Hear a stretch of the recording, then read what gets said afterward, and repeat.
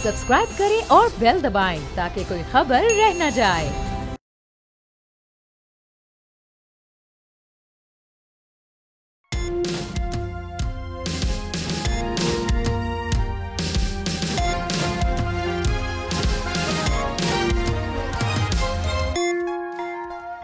बिस्मिल्लाहिर्रहमानिर्रहीम, अस्सलामु अलैकुम। आप देख रहे हैं प्रोग्राम तब्दीली और मैं हूं आपका मेजबान सलमान मिर्जा। अंबिया की सरजमीन फलस्तीन एक बार फिर से आग और खून की लपेट में आ चुकी है।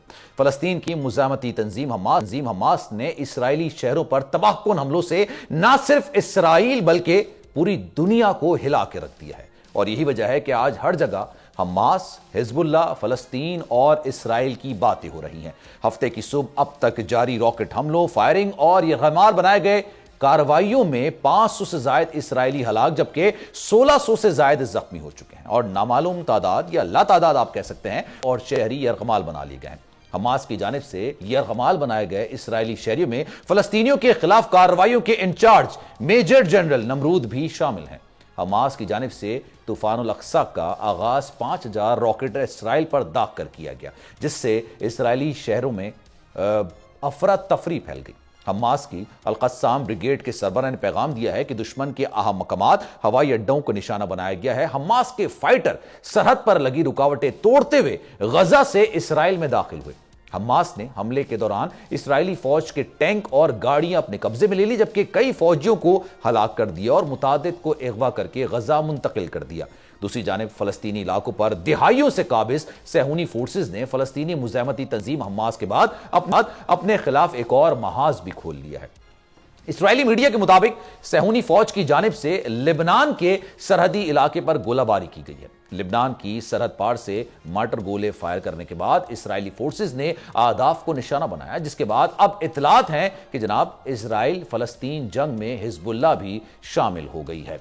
मकामी मीडिया के मुताबिक हिजबुल्लाह के दर्जनों जंगजू लेबनान से इसराइल में दाखिल हो चुके हैं और इस सूरत हाल में जहां अमरीका, यूरोपीय यूनियन और दीगर मुल्क इसराइल से यकजहती करते दिखाई नजर आ रहे हैं, वहीं उम्मत मुस्लिमा अपने फलस्तीनी बहन भाइयों की सलामती और कामयाबी के लिए दुआ गो है। जबकि पाकिस्तान ने इस हवाले से दो टोक मौक़िफ़ इख्तियार करते हुए इसराइल से मासूम फलस्तीनियों पर मजालिम बंद करने का मुतालबा किया है। अच्छा, आगे बढ़ने से पहले इससे पहले भी बेतहाशा तौर पर यह झड़पें होती रही हैं हमास और इसराइल के दरमियान, आप भी कह सकते हैं, लेकिन ये झड़पें नहीं है। जिस तरह से मुनज़्ज़म हमला हमास और फलस्तीनियों की जानिब से इसराइल पर किया गया, उसने ना सिर्फ इसराइल को बल्कि दीगर लोगों को भी चौकन्ना कर दिया है। पूरी दुनिया इस वक्त as a state of shock में है कि यह हो क्या रहा है। इसी पर तमाम चीजों पर बात करेंगे जनाब नादिर अल तुर्क, डिप्टी हेड मिशन है स्टेट ऑफ फलस्तीन के पाकिस्तान में, हमारे साथ मौजूद हैं। इसके अलावा डॉक्टर जमील अहमद खान साहब किसी तारुफ के मोहताज नहीं है, साबिक सफीर हमारे साथ मौजूद हैं, और डॉक्टर मारिया सुल्तान साहिबा भी इस वक्त हमारे साथ मौजूद हैं। लेकिन सर, अगर आप इजाजत दें तो मैं नादिर साहब से जरा गुफ्तगू का आगाज करना चाहूंगा। नादिर साहब, thank you so much for your time. Can you please take us tell me about what the official take of the फलस्तीन government on this issue basically? Actually, the Palestinian Ministry of Foreign Affairs published a statement yesterday that mentioned that what is happening right now in Palestine is regarding a reaction of the closed political horizon, which was made by the Israelis by not give any opportunity for peace and for getting two-state solution. By keep attack Palestine by the Israelis army and settlers keep attack daily the Palestinians in their cities and villages. By keep attack the holy places of Palestine, the Muslims and Christians, especially Aqsa Masjid. By not allow the Palestinian to reach to Aqsa Masjid to make their prayer there, to offer their prayers, basically closing the Ibrahimi Masjid in Hebron. So all these actions create this reaction, and the only solution is accepting the establishing of Palestinian state on the land of Palestine, but with Al-Quds or Jerusalem as it is own capital. This is the only solution. By facilitate the right of return of Palestinian refugees to their own home and territories, which was transferred from it in 1948. After that, all these things going to be end. All this is going to be end. अच्छा नादिर साहब बताइएगा, how do you see basically a US President Biden statement on this issue? They are basically pretending, or they are calling Palestinians a terrorist. How do you see this statement? Actually, the United States of America, as usual, blindly supporting the Israelis in their criminal actions. They are using double standard. They are supporting occupation in Palestine and are against the occupation in Ukraine. They are supporting criminal action in made by Israelis in Palestine, and they are refusing violence which is happening in Ukraine. They are supporting the right of return for Ukrainian refugees to their own homes and refusing the right of return. And what do you think if a world the super world keeps supporting the illegal occupations of the areas in Palestine? Do you really think it would be possible to resist the occupiers? Actually, keep blindly support the Israelis will lead us for more violence and more bloody circles in our region. So the only solution for getting peace and stability in the region is by supporting the right cause, the right side, by supporting the Palestinian people, by getting their rights according to the national law, according to the international resolutions what was made by the United Nations. This is the only way to reach peace and stability in the region. This is only the way. We will get back to you. Proceed. Basically, हमारे दूसरे guest भी हमारे साथ मौजूद हैं, जमील अहमद खान साहब भी, उनसे भी जरा गुफ्तगू का सिलसिला आगे बढ़ाते हैं. जमील साहब, आपने गुफ्तगू सुनी होगी. बेसिकली अमेरिका ने इस सारी सिचुएशन के अंदर फलस्तीन को टेररिस्ट डिक्लेयर कर दिया है, जो सूरत हाल इस वक्त देखने में आ रही है, और ये आजादी की जंग लड़ रहे हैं. हैरतअंगेज तौर पर भारत भी इजराइल को सपोर्ट कर रहा है और कह रहे हैं जनाब फलस्तीनी जो है वो टेररिस्ट हैं. कश्मीरियों को वो टेररिस्ट कहता है. अपनी जमीन के लिए लड़ना, अपनी जो मजहबी रसूमात हैं उनको अदा करना, मस्जिदों में जाना, ये दुनिया के लिए ऐसा लग रहा है शायद टेररिस्ट एक्टिविटीज बनता चला जा रहा है. और दूसरी जानिब इजराइल जिस तरह से मासूम फलस्तीनियों का कत्लेआम आज से नहीं एक तवील अरसे से करता चला आ रहा है, उसको जस्टिफाई किया जा रहा है. सर, मैं सबसे पहले चाहूंगा कि आप इस पर अपना कॉमेंट दीजिए. उसके बाद फिर मैं ये पूछना चाहूंगा आपसे कि ये जो सारा मामला हुआ है, इससे पहले भी झड़पें हुई हैं, लेकिन इस बार मुनज्जम हमला किया गया. इस हमले को बेसिकली आप कैसे देख रहे हैं?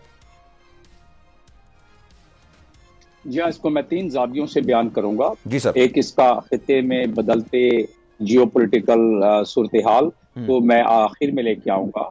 उससे पहले आपने कहा कि भारत इजराइल को सपोर्ट करते हुए पैलेस्टीनियन को टेररिस्ट कह रहा है, और उसके साथ साथ जो बाइडन ने भी कहा है कि हम हर लिहाज से न सिर्फ सपोर्ट करेंगे और हम उनके साथ खड़े हुए हैं, और इसको जो सपोर्ट किया जा रहा है उस पर भी हमारी नजर है. उनका इशारा चंद ममालिक पर है खिते के, जाहिर है ईरान पे हमेशा निशाने पर रहा है इस मामले में. तो वो ये इन 2 चीजों को अगर पेश नजर रखा जाए तो फिर बात बनती है कि टेररिस्ट गर्दाना इनको इंटरनेशनल कानून कहाँ इनको टेररिस्ट कहता है. इसको देख लेते हैं जरा.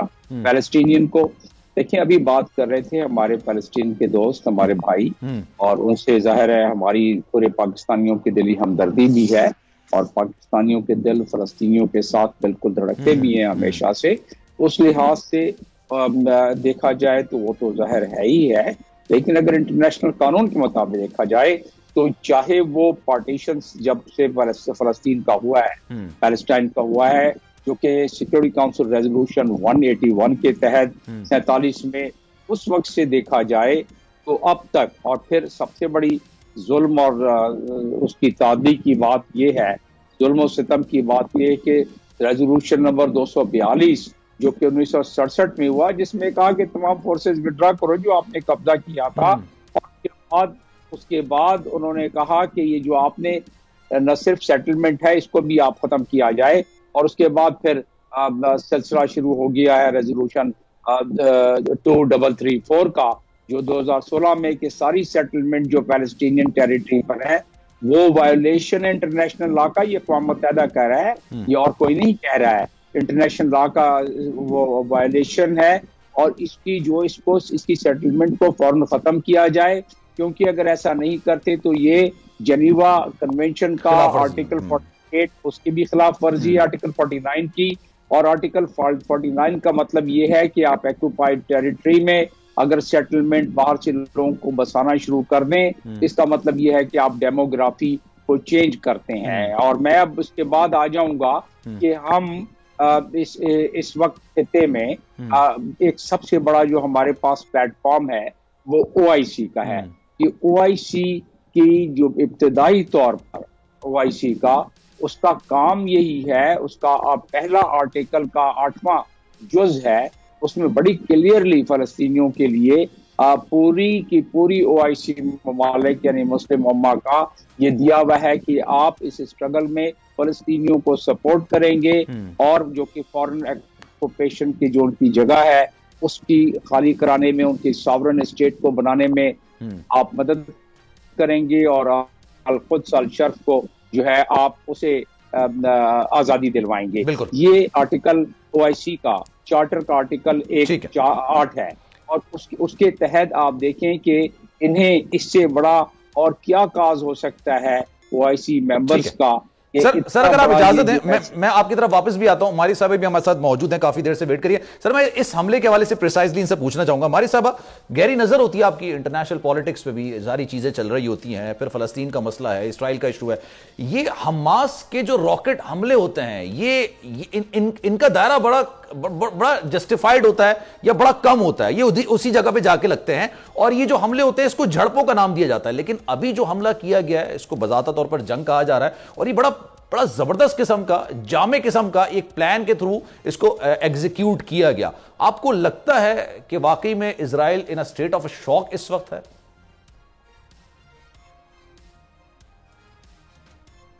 हमारी साहबा हेलो जी, आवाज आ रही है मेरी आपको? सवाल सुना आपने? आप तो सवाल दोबारा दोहराएंगे? मैंने आपसे पूछा था कि इससे पहले भी इजराइल और फलस्तीन या हमास के दरमियान झड़पें होती रहती हैं, लेकिन ये जो हमला है ये बड़ा आप समझ लें कि सोचा समझा तरीके से प्लान करके हमला किया गया है और ना सिर्फ इस वक्त इजराइल को सपोर्ट करने वाली ताकतें स्टेट ऑफ शॉक के अंदर है। आप एग्री करेंगे इससे? देखें बिल्कुल है, और दूसरी वजह से मैं नहीं बोलनी चाहिए कि 6 अक्टूबर है वो इजराइल के लिए एक पहले भी एक जो है अलमनाक शिकस्त के अंदर तब्दील हुआ था 1973 में। और इस वक्त जो चीज देखने में नजर आ रही है यही है कि जो ये रद्द अमल है इजरायली इत्तेहाद पसंदी का और इजराइल की मशरक़ वस्ता की जो पॉलिसी है, सिक्योरिटी पॉलिसी, उसकी नाकामी है। क्योंकि ये हमला इस बात की काफी करता है कि ना सिर्फ इलाकाई ताकतें, इसमें जो है सऊदी अरेबिया, मिस्र और ईरान, ये भी हमास के साथ हैं और इसके साथ साथ जो अंदरूनी फजा है वो भी फलस्तीनियों के हक में है। रशिया भी साथ है, आपको क्या लगता है? जी बिल्कुल, रशिया ने तो कह दिया है कि वो उनके साथ है, चीन ने भी कहा है, सऊदी अरेबिया ने भी बात वाज़ेह की है, ईरान ने भी की है।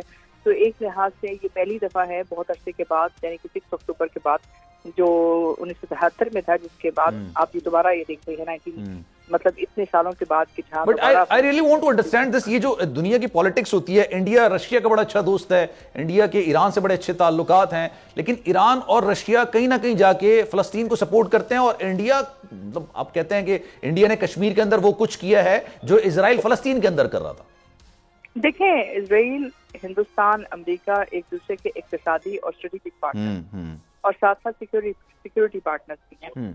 और आपकी जो बाकी ममालिक के साथ अमेरिका के ताल्लुकात को देखते हैं तो अमेरिका उसमें तफरीक करता है, यानी कुछ ममालिक को वो सिक्योरिटी माहिरों में तब्दील करता है और जिनके साथ उसकी सिक्योरिटी की रवाबत है और कुछ के साथ उसकी इक्तिसादी रवाबत है। लेकिन हिंदुस्तान, मुत्तहिदा अरब अमीरात, ये दो ममालिक ऐसे हैं और इजराइल बिलखसूस ऐसे हैं जहाँ उनके स्ट्रेटेजिक, इकोनॉमिक और सिक्योरिटी मफादात जो है उसमें हम आहंगी है और इसमें बहुत वाज़ेह तब्दीली आई है। जब अमेरिका ने भरपूर कोशिश की है कि तीनों ममालिक को अपने अपने खित्ते में एक तरह से इलाकाई बालादस्ती हासिल करने में एक कलीदी किरदार अदा करें। ठीक है, ये उस चीज का रेजिस्टेंस भी है। साथ साथ मेरे ख्याल से जो यूक्रेन की जो जंग है जो इस वक्त एक तरह से आप कह सकते हैं कि एक स्टेलमेट का शिकार हो रही है। अगर ये नया फ्रंट खुलता है तो इसमें ज़ाहिर है अमेरिका का जो हल्का असर है वो इजराइल है, और यहाँ एक नई तरह की जंग जो है हमें देखने में नजर आई। ये पहली वाली जंगों की तरह नहीं होगी कि जहाँ ऑस्लो अकॉर्ड आपको बड़ी जल्दी नजर आ जाएगा, बल्कि इसकी तमाम तर जो बुनियाद है वो इस पे है कि इजराइल और अमेरिका इसका क्या रद्द-ए-अमल देते हैं। अच्छा, नादिर साहब भी हमारे साथ मौजूद हैं, obviously deputy head mission state of फलस्तीन है। मैं चाहूंगा तो उनको भी जरा शामिल गुफ्तगू करता हूं। Nadir, please tell us the factions of the international media basically are propaganding as if फलस्तीन is spreading terrorism. In fact, if we see the realities, it is otherwise. How are you catering this misinformation? Actually, how we can speak about tourism when you are freedom fighters? Okay, when you are a tourist, like the Israelis are a tourist.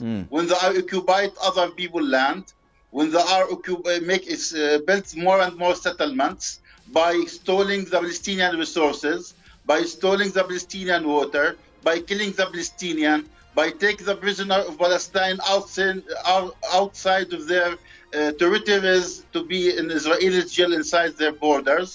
This is all against the principle of human rights, against the principle of international law. So the terror here is Israeli terror. When the Israeli settlers go and burn fire in the houses of the civilians, Palestinian, okay, and they burn their cars, burn their trees, burn their farms. This is the terror. Real terror is Israelis' terror by their settlers, by their army. The Palestinians are freedom fighters looking for peace, looking for independence, looking for freedom of their country. So we need to use the right concept. And the criminal is the Israelis. The Palestinians are only freedom fighters looking for peace and stability. Please tell us, Israel in talks with some powerful countries. Israel in talks with some powerful countries, and they are in between of the recognition deal, as reports say, with Arab countries as well. Are you working on to counter these efforts? Brother, Israel supported by the Americans, by some of international powers, by British, by some European countries. But the Israelis can normalize their relationship with all the world. They can getting support from all the superpower of the world. They can have peace with all the world, but they will not reach stability and peace without getting peaceful agreement with Palestinian, without facilitating the establishing of the state of Palestine for the Palestinian in their own homeland, with the right of return for the Palestinian refugees to their own homes and territories, which was transferred from 1948. So what kind of power they can have, what kind of support they can have. Nadir, I'll get back to you, but आप जो point है, मैं चाहूंगा कि इसको जमील साहब ज्यादा बेहतर तरीके से डिफाइन कर सकें। जमील साहब, मैंने लास्ट क्वेश्चन जो किया, मैंने ये कहा कि अरब ममालिक के साथ, इसके अलावा दीगर ममालिक के साथ जो रिकग्निशन का एक कॉन्ट्रैक्ट भी चल रहा है, काफी एफर्ट इजराइल कर रहा है। आपको लगता है कि इस सारे मामले के बाद, जिस तरह से इजराइल फलस्तीनियों पर हमले कर रहा है, 300 फलस्तीनियों को मारा जा चुका है अभी तक, उससे वो एग्रीमेंट्स मुतासिर हो सकते हैं, खासतौर पर अरब ममालिक के दरमियान? देखें, ये जो सऊदी अरब बिल्कुल तकरीबन अपने सफारती ताल्लुकात इस्तेमाल करने के दहाने पर खड़ा था। ये बात चंद हफ्तों या चंद महीनों की थी कि उसने ये कर लेना था। यकीनन इस वक्त अभी ये कॉन्फ्लिक्ट इतना बढ़ गया है, और ये फ्रीडम फाइटर बिल्कुल सही कह रहे हैं डेवलप मिशन पैलेस्टीन के कि फ्रीडम फाइटर हैं, और इसको मैं इंटरनेशनल जो जनरल असेंबली का रेजोल्यूशन 2649 है वो इसको जस्टिफाई करता है। और 2649 का रेजोल्यूशन, उसकी अगर डिबेट की समरी उठा के देखी जाए तो उसमें बाकी ममालिक का भी ये लॉजिक बनती है कि वो सपोर्ट करें फ्रीडम फाइटर्स को, चाहे वो पैलेस्टाइन में हो, फलस्तीन में हो या कश्मीर में हो। तो ये बिल्कुल ये तो उस बात सही कह रहे हैं। अब आ जाते हैं कि ये इस वक्त जो अब्राहम अकॉर्ड की एक्सपेंशन चल रही है, वो मेरा इसमें तजिया, क्योंकि मैं यूएई में भी सफीर रहा हूँ, सऊदी अरब में भी मेरी तैनाती रही है इससे कबल बाकी हवालों से, और बाकी अरब ममालिक में भी। और मुझे इतना इल्म है कि जब भी इमारात के लोग कोई फैसला करते हैं तो वो सऊदी अरब के बड़ी डीप कंसल्टेशन के साथ करते हैं। तो उस चीज को अगर मैं सामने मिसाल बनाऊं और साथ में मैं अगर पैलेस्टाइन के लीडरशिप के बयान को अगर मैं सामने रखूं, जिसमें जब अब्राहम अकॉर्ड हो रहा था तो उन्होंने कहा था कि फलस्तीनियों के it's a stab in the back of Palestinians and it's a disgraceful, ये बात की गई थी उस वक्त। और अब उसका शाखसाना नजर आ रहा है, वो इसलिए कि अगर ओस्लो अकॉर्ड के बाद 3 मिलियन लोगों को अगर आप मिलिट्री ऑक्यूपेशन में ले आए, 2 मिलियन को जो कि इजराइल के में as a second class citizen रहना शुरू हो जाएं, और 2 मिलियन जो हैं वो फलस्तीनियन बिसीज गाजा स्ट्रिप में एक ओपन एयर प्रिजन की तरफ रहना शुरू हो जाएं, और डेली आप उन पर कोई ना कोई जुल्म और सितम करें, और उनके इलाकों में आप तकरीबन 8 लाख आबादकारियां कर लें तो मुश्किलात बढ़ती चली जाएंगी। Sir thank you so much, क्योंकि टाइम की किल्लत है। मैं आपसे मजीद ही हमारे साथ मौजूद थे, नादिर अल तुर्क साहब भी हमारे साथ मौजूद थे और मारिया सुल्तान साहब भी हमारे साथ मौजूद थी। एक ब्रेक लेते हैं जनाब, ब्रेक के बाद पाकिस्तान की जो पॉलिटिक्स चल रही है, नवाज शरीफ की आमद और दीगर चीजों पर जरा डिटेल में बात करेंगे। एक ब्रेक लेते हैं, ब्रेक के बाद वापस आएंगे।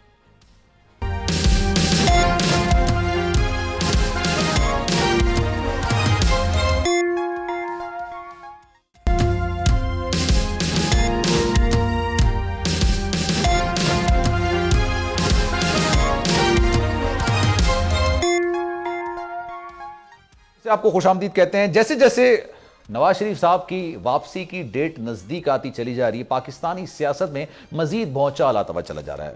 इलेक्शन कमीशन ने अभी इस वक्त इलेक्शन की डेट तो नहीं दी है, लेकिन नवाज शरीफ साहब ने अपनी वापसी की डेट दे दी है। गुज़िश्ता 2 दिनों से ये भी खबरें निकलकर सामने आ रही थी कि डेट एक बार फिर से पोस्टपोन हो गई है, और इस पर लोगों ने यकीन भी इसलिए किया क्योंकि पिछली बार कई दफा ऐसा हुआ है कि नवाज शरीफ से वापसी की डेट्स आई हैं, लेकिन फिर आने के बाद किन वजूहात की बिना पर उनको फिर मनसूख कर दिया गया, पोस्टपोन कर दिया गया। लेकिन अभी तक की इतलात के मुताबिक ये बात कंफर्म है कि किस तारीख को नवाज शरीफ साहब आ रहे हैं। लेकिन आज मरियम नवाज साहबा ने जलसा भी किया। अपनी जलसे में गुफ्तगू में उन्होंने कहा क्या, पहले सुन लेते हैं। फिर अली गौहर बलोच साहब मुस्लिम लीग नून के रहनुमा हमारे साथ मौजूद हैं, और पाकिस्तान पीपल्स पार्टी से आजिज धामरा साहब इस वक्त हमारे साथ मौजूद है। उनसे गुफ्तगू का सिलसिला आगे बढ़ाएंगे। मरियम नवाज की गुफ्तगू आप मुलाहिजा कर रहे थे, मैं चाहूंगा पहले अली गौहर बलोच साहब से इसका जवाब लूं। अली साहब अस्सलाम वालेकुम, कैसे हैं आप? जी वालेकुम अस्सलाम। सर डॉलर 100 रुपए का, आटा 35 रुपए का, चीनी 50 रुपए की, महंगाई 2% पर, ये मरियम साहिबा कह रही थी। अगर इस बात से इत्तेफाक कर लिया जाए तो ये बात सुनने में बड़ी अच्छी लगती है, लेकिन कहते ना वो बड़ा मशहूर डायलॉग है कि सुनने में अच्छी लगती है लेकिन प्रैक्टिकल नहीं है। क्योंकि अभी आप लोगों की तो हुकूमत थी ना 2 महीने पहले, तब आटा कितने का था ये नहीं बताया, डॉलर कितने का था ये नहीं बताया, महंगाई कितनी फीसद थी ये नहीं बताई। नवाज शरीफ साहब की बातें करें, बिल्कुल करें, लेकिन शहबाज शरीफ साहब के कारनामों का जिक्र भी तो करें। बिस्मिल्लाहिर्रहमानिर्रहीम। देखिए बात यह है कि जो मरियम साहिबा ने बातें की हैं वो 100% हकायक पर है। और दूसरी बात यह है कि ये वाकई जब नवाज शरीफ साहब की गवर्नमेंट 13 में बनी थी उस वक्त बड़े बड़े चैलेंजेस थे। लोड शेडिंग का चैलेंज था, महंगाई का चैलेंज था, गर्दी थी, मुल्क में इन्वेस्टमेंट्स लाने का भी एक चैलेंज था, और जो बॉर्डर्स की सूरत थी। आपने देखा कि कोई एक चीज नहीं, सारी चीजों पर, सारे चैलेंजेस का बड़े कम वक्त में उन्होंने बहुत बड़ी अचीवमेंट की। सही है। और कामयाब तरीन दौर था।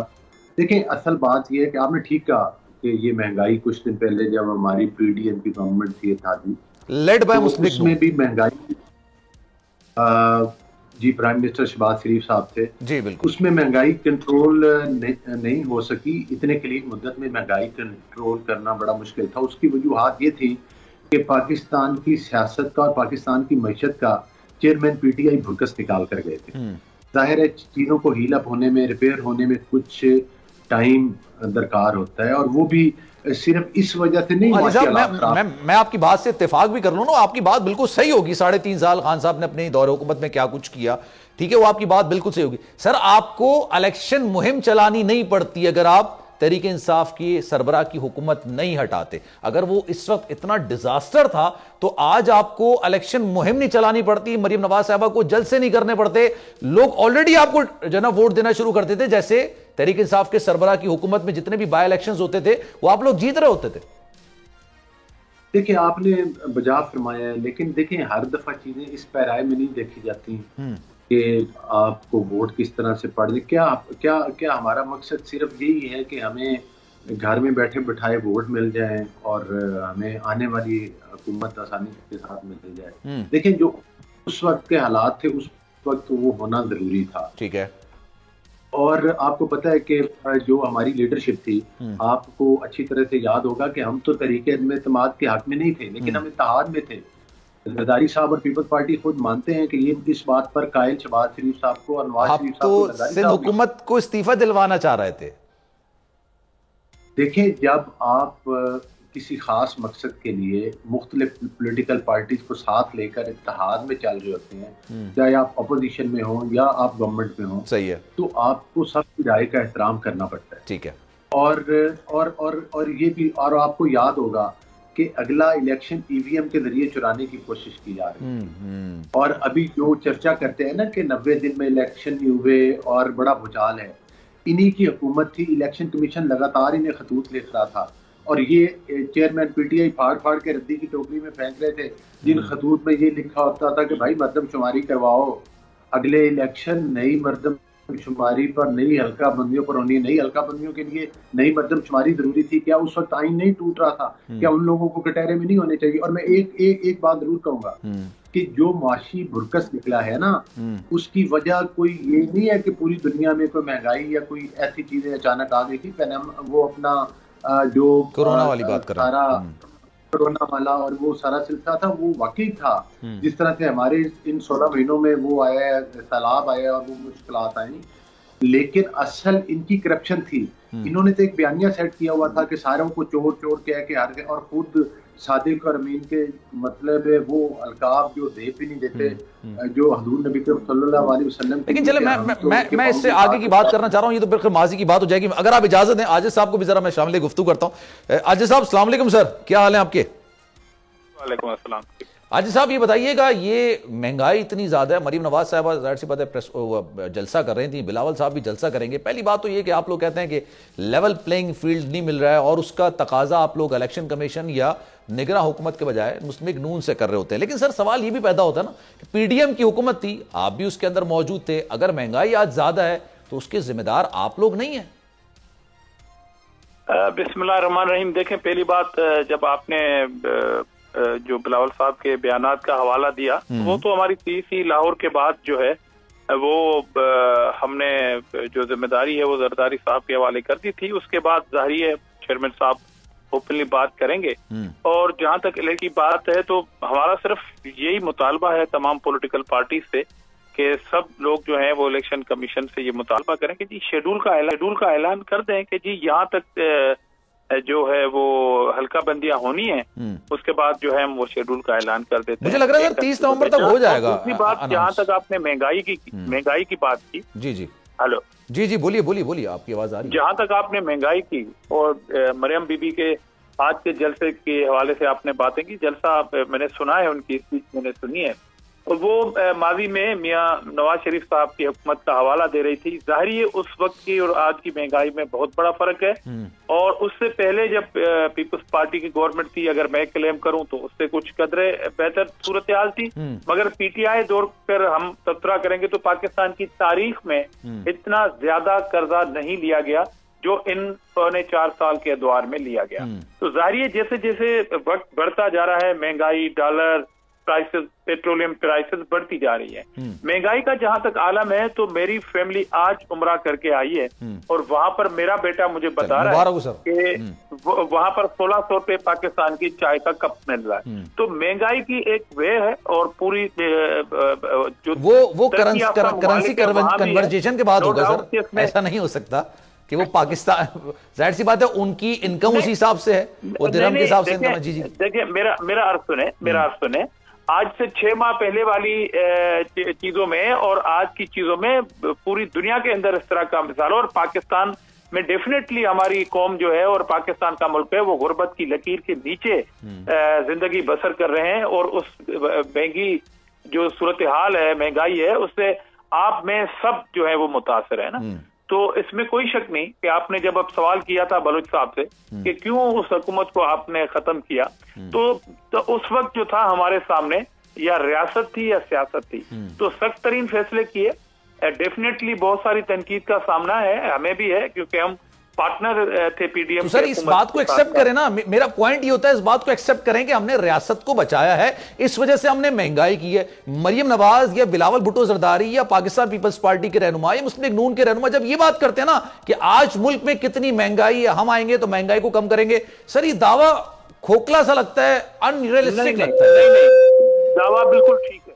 कैसे दावा सर? बिल्कुल कैसे? ठीक है। महंगाई दावा जैसे दावा बिल्कुल ठीक है। दावा इसलिए ठीक है कि पॉलिटिकल लीडरशिप कमिटमेंट कर रही है कौम के साथ, क्योंकि जो कंटिन्यूटी थी, जो आईएमएफ से मुआहदे थे, आपने देखा कि किस तरह 16 महीने वाली हुकूमत, मैं उस मुआहदे से भी पीछे आपको ले जाता हूं सर। बिलावल भुट्टो जरदारी साहब ने महंगाई मार्च किया था, उस वक्त उन्होंने ऐसी कोई बात नहीं की थी। जब तहरीक इंसाफ के सरबराह ने पेट्रोल की कीमतों में कमी की थी तो उन्होंने कहा था कि ये हमारी वजह से हुई है। सर ना करें ऐसे बात, ये सतही बात ना करें। फिर क्यों करें? वो जो लॉन्ग मार्च था महंगाई के खिलाफ, वो ये महंगाई हुई क्यों है, आप जरा उस पर डीपली जरा सोचे ना। ये वो मुआहदे थे जो आपने टाइमली किसी आईएमएफ से न किए, उसके बाद आपने पांव पड़ के उनसे मुआहदे किए, महंगे तरीन मुआहदे किए, सिग्नेचर पीटीआई हुकूमत के मौजूद है उस वक्त के, और फिर मुकर गए।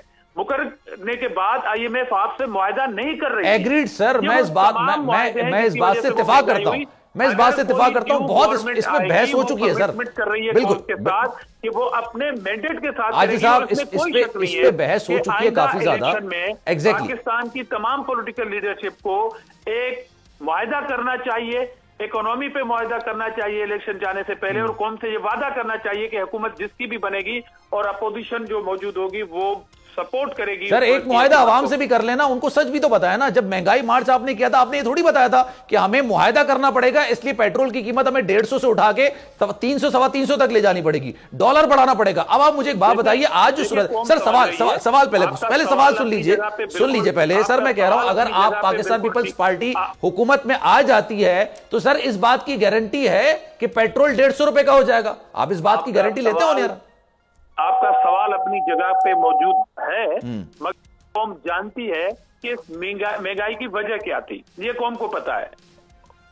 और हम तो शुरू में कह रहे थे ना, पहली स्पीच जो फ्लोर ऑफ द हाउस थी बिलावल भुट्टो जरदारी साहब की, उन्होंने कहा था कि आपको आईएमएफ के पास भी जाना पड़ेगा और कदम बढ़ाओ इमरान खान, हम तुम्हारे साथ हैं। मियां शहबाज शरीफ ने उस वक्त कहा था कि चार्टर ऑफ इकोनॉमी होनी चाहिए, आपने नहीं की। आपके वो मुआहदे हैं, वो दरअसल बुनियाद है, वो फाउंडेशन है किसी भी महंगाई की और किसी भी आगे डायरेक्शन जो मुल्क की जानी है, वो आपके मुआहदे, आपके फैसले हैं। जो अगर ठीक डायरेक्शन में होंगे तो ठीक सूरत हाल पैदा होगी, अगर गलत मुआहदे करेंगे डायरेक्शन में जाएंगे। मैं अली भाई की तरफ भी जाता हूं। अली भाई ये बताइएगा सर, बिल्कुल दुरुस्त हो गया। अली भाई ये बताइएगा, लेट सपोज पाकिस्तान पीपल्स पार्टी के रहनुमा तो अब इस बात का बरमला इज़हार करते हैं, पता नहीं क्यों करते हैं, ये खैर आप ज्यादा बेहतर तरीके से बता सकते हैं कि सिस्टम जो है ना वो कहीं ना कहीं जाके नून लीग को सपोर्ट कर रहा है किसी ना किसी तरीके से। नवाज शरीफ साहब की वापसी से खैर इसको मशरूत करते होंगे, लेकिन लेट सपोज अगर मैं आपके सामने एक सिचुएशन रखता हूं कि अब 2024 के आगाज के अंदर जो इलेक्शन कमीशन ने अनाउंस किया है कि जनवरी के आखिर में इंतखाबात हो जाते हैं, लेट सपोज हो जाते हैं, आप इस बात का दावा कर सकते हैं अपनी इलेक्शन मुहिम के अंदर, ये मरीम नवाज साहब दावा कर सकती हैं कि डॉलर 200 से नीचे आ जाएगा, पेट्रोल 150 रुपए का हो जाएगा, महंगाई 2% पर वापस चली जाएगी जैसे नवाज शरीफ साहब के दौर के अंदर थी? ऐसा हो सकता है, ये पॉसिबल है? देखिए बात यह है कि महंगाई की जो आप शरह होती है ना किसी मुल्क में कंट्रोल करने के लिए, आप ये नहीं कह सकते कि डॉलर इतने पे आ जाएगा, पेट्रोल इतने पे आ जाएगा। वो आप कैलकुलेट करते हैं कि महंगाई कितने फीसद है। जिस तरह से कि हम जब 2013 वाला जिक्र करते हैं तो हम कहते हैं कि हम 4% तक लाए या 4 से भी नीचे आ गई थी, सिंगल डिजिट में थी। चेयरमैन पीटीए की तो या गवर्नमेंट आई तो उसको तो फिर वो क्या कहते हैं कि वो तो फिर हवा में उड़ने लगी ना महंगाई, 15, 20, 25, 30 तारीख के सबसे बड़े तरक्की की शरह भी हवा में ही उड़ रही थी सर, मैं आपको बताऊं। मेरी वो अगर 20% तरक्की होती थी तो वो फिर कहते थे इसको 25 कर दो जरा पेपर पे, तो वो तो हवा में ही चल रहा था सब कुछ। तो वो बिल्कुल ठीक है, मेरी बात सुने, लेकिन अब मैं आपसे ये दावा जरूर कर सकता हूँ कि नवाज शरीफ साहब की अगर गवर्नमेंट बनेगी तो महंगाई की शरह बहुत नीचे आएगी। वो इस वजह से आएगी कि जब बंदा कोई नेक नीति के साथ किसी मुल्क के लिए काम करता है तो अल्लाह ताला राहें बना देता है। और अगर सिर्फ मकसद ये हो कि मुखालफिन हर अपने सियासी मुखालिफ को जेल के अंदर बंद करवा के 2-2 साल के लिए जमानतें भी नहीं होने देनी और खुद वो कहते हैं कि हर चीज में करप्शन करके हड़प करके खा जाना है, तारीख के सबसे बड़े कर्जे लेने हैं, किसी चीज के आप आंसरेबल नहीं है, किसी चीज का जो आपसे जो सवाल किया जाए आप कहते हैं वो फलां चोर, वो फलां डाकू, और खुद घड़ियां तक नहीं छोड़ते, खुद मतलब तोशा खाना। वैसे आपकी बात से ना बड़ी एक बात यहाँ ये भी निकलती है, आपने कहा अगर हुक्मरान नेक नियत होता है तो महंगाई में कमी आती है। शहबाज शरीफ साहब नेक नियत नहीं थे क्या? मतलब ये लॉजिक मेरे ख्याल से लॉजिकल नहीं है सर ये। फिर दूसरी बात, सर आप जवाब दें, दोनों बात का जवाब देगा, दोनों, मैं आपको पूरा टाइम दूंगा। सर ये जमानतों की आप बात कर रहे हैं, बिल्कुल आपकी बात दुरुस्त होगी। क्या आज नहीं हो रहा कि जमानतें होती हैं लेकिन रिहाई नहीं होती? दोनों बात को अब आप डिटेल में जवाब दीजिए। देखिए बात ये है कि पहले महंगाई की तरफ आ जाते हैं। जी सर। देखिए बात ये है कि जब नून लीग की 13 में गवर्नमेंट बनी थी ना, मुझे याद है कि 3-4 महीने के बाद मैं फैसलाबाद से बिलोंग करता हूँ, मैं 13 वाले टर्नओवर की बात कर रहा हूँ। जी जी। जहाँ पर एक ज़िमनी हाल बहुत बड़ी मेजॉरिटी मिली थी नून लीग को, फैसलाबाद की सारी सीटें 100% रिजल्ट आया था। एक अपना इधर 10 MN 11 सीट्स थी डिस्ट्रिक्ट की और 4 सिटी की थी, इस तरह करके 3-4 महीने बाद एक ज़िमनी इलेक्शन आया। हम सूबे की सीट सिटी जो कि फैसलाबाद गढ़ माना जाता है, वहां से PTI जीत गई। सही है। तो मकसद क्या था कि हमारी जो अवाम है वो तवक्को बहुत जल्दी की करते, लेकिन वही नून लीग जब उसने 18 तक गवर्नमेंट की, अगरचे उसमें धरने आए, अगरचे उसमें पॉलिटिकल इंजीनियरिंग आई, अगरचे मतलब है कि सारा वो सिस्टम एक लंबी तवील बहस में नहीं पड़ते, हर हरबा इस्तेमाल किया गया था नून लीग की हुकूमत को गिराने, जिसमें नवाज शरीफ साहब को डिस्क्वालीफाई भी किया गया।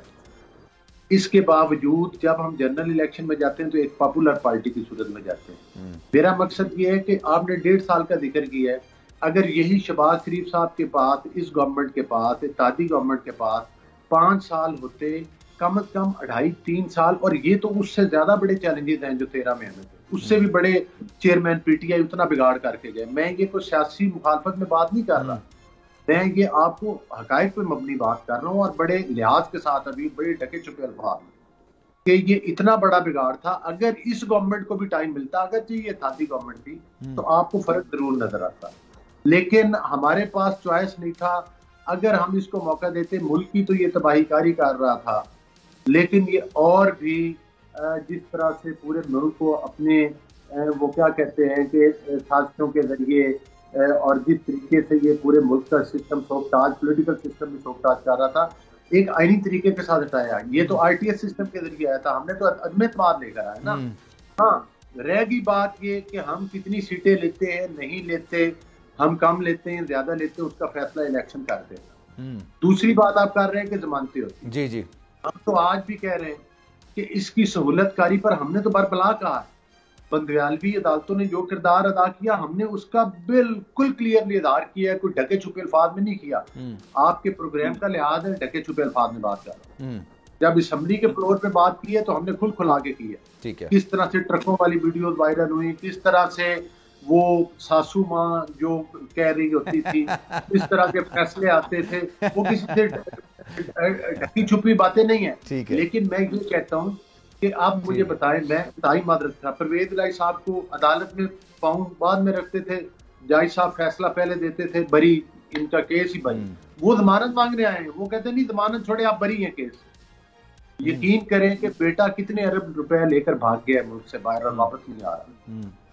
केसेस हैं, ये सहूलतकारियों का नेक्सस नेटवर्क 100% नहीं टूटा, अभी इस पर टाइम लगेगा इसके टूटने। अभी भी सहूलतकार निजाम में मौजूद है, हम हमारी अदम एतमाद कामयाब हो चुकी थी, लेकिन सहूलतकारी खत्म नहीं हो रही थी। इसके बावजूद अभी सहूलतकारी का मतलब वो गुड टू सी यू वाली बात कर रहे हैं सर आप?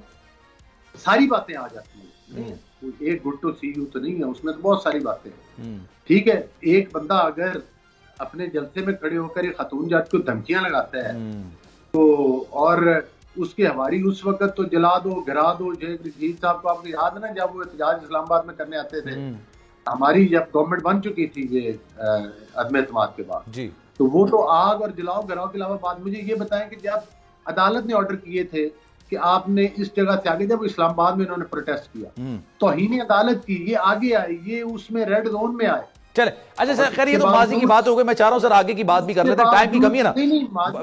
मैं सर नवाज शरीफ साहब की वापसी के हवाले से बात करना चाहता हूं ना। आप बड़े करीबी हैं। सवाल किया है, लेकिन इसके बावजूद बंदयाल भी ये तालते खामोश थी। ठीक है, सासू जिंदाबाद थी। चले, अच्छा ये बताइए, नवाज शरीफ साहब की वापसी अटल है या है अभी भी शको शुबात हैं? देखिए सर, शको को शुबात हमें तो बिल्कुल नहीं है, हम तो बिल्कुल किनको है शको शुबात? फिर कौन कर रहा है? वही देखे, दो किस्म के लोग, एक तो वो है जो नवाज शरीफ साहब की आमद नहीं चाहते हो, एक वो है जो उनकी आमद से खाइफ है। अच्छा, वो लोग प्रोपोगंडा करते हैं। ये तो वो लोग भी थे जब हमारी सियासी लोग ही होंगे ना, सियासी जमात की बात ही कर रहे हैं ना आप। जाहिर है उसमें मतलब है कि नहीं, सहूलतकार भी हैं, सियासी लोग भी हैं, वो लोग प्रोपोगंडा करते हैं, लेकिन जो जेन्युइन पॉलिटिकल पार्टीज हैं, हम एक दूसरे के मध्य मुकाबले इलेक्शन लड़ते हैं। क्या शेड्यूल क्या है? 21 तारीख को कहां पर आएंगे, कैसे आएंगे, किस तरह से आएंगे? मैं आपको बड़ी क्लियर वजाहत कर रहा हूँ, वो पॉलिटिकल पार्टी चाहे हम एक दूसरे के मध्य मुकाबले, वो हमारा एक जमहूरी तरीका है, हर पार्टी का राइट है, हमने एक दूसरे के मुकाबले में इलेक्शन लड़ना है। नून लीग ने, JUI ने, पीपल्स पार्टी, दुनिया में सियासत ऐसी होती है सर, बिल्कुल सही बात है। लेकिन एक खास तबका है जो नवाज शरीफ साहब से खाइफ है। अच्छा, मुझे प्रिसाइजली बता देना, मुझे फिर क्लोजिंग की तरफ जाना है। 21 तारीख को नवाज शरीफ साहब लाहौर में ही लैंड कर रहे हैं। फिर देखिए, अटल फैसला मेरे अल्लाह का होता है, लेकिन नवाज शरीफ साहब 21 तारीख को आ रहे हैं। ये नवाज शरीफ साहब ने और शहबाज शरीफ साहब ने इकट्ठे खड़े होकर अनाउंस किया है। शहबाज शरीफ साहब ने परसों भी वजाहत की है, मीनार पाकिस्तान पर पहुंचने के लिए हमारे कारकुनान की तैयारियां, और अगर जमानत नहीं हो तो फिर जेल जा रहे हैं, ये भी अटल है। इन्हीं कानून के आगे हम सरेंडर करेंगे। हम तो करते हैं कि झूठे मुकदमात हैं और वो इंशाअल्लाह ताला उसमें जो भी। Thank you so much sir. Ali Gaur Baloch साहब हमारे साथ मौजूद थे, आजिज जामरा साहब हमारे साथ मौजूद थे। आप दोनों शख्सियात का बहुत शुक्रिया। मिर्जा को दीजिए इजाजत। जिंदगी रही, सेहत रही, आपकी दुआएं रही तो इंशाअल्लाह आपसे फिर मुलाकात होगी। ख्याल रखिएगा अपना। अल्लाह हाफिज।